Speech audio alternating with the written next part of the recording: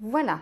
Alors, quelques explications supplémentaires pour savoir comment est-ce qu'on fait pour soustraire des nombres négatifs. Alors, comme je l'ai dit précédemment dans la leçon, soustraire des nombres relatifs, ça revient à additionner son opposé. Alors, par exemple ici, le moins, je vais le transformer en plus.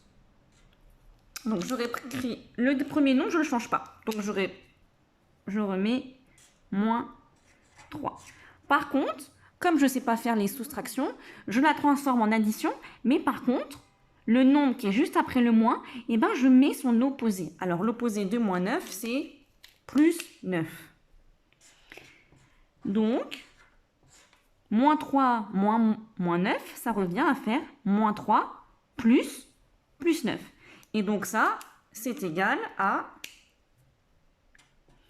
J'ai un nombre négatif, un nombre positif, donc je prends le signe du plus grand. Le plus grand, c'est 9, donc je mets le plus. Et après, je fais la soustraction entre le plus grand et le plus petit. 9 moins 3, ça fait 6. Ensuite, deuxième exemple. Moins 5, moins plus 2. La soustraction, je la transforme en addition. Donc, le moins 5, je ne le bouge pas, le premier nombre. Je remets la même chose.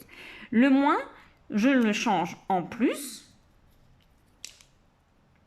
Mais en contrepartie, le nombre qui est juste après le moins, je change son signe. Donc, plus 2, ça devient moins 2.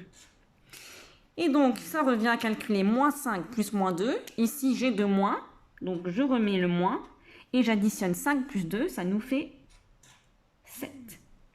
Et le dernier exemple, plus 5 moins 10. Alors ici, je transforme le moins en plus, encore une fois. Le plus 5, le premier nombre, je le remets, je ne le bouge pas. Donc le moins, je le transforme en plus. Et en contrepartie, le nombre qui est après le moins, je change son signe. Donc moins 10, il devient plus 10. Et donc là, ça me fait plus 5 plus 10. J'ai 2 plus, donc je remets mon plus.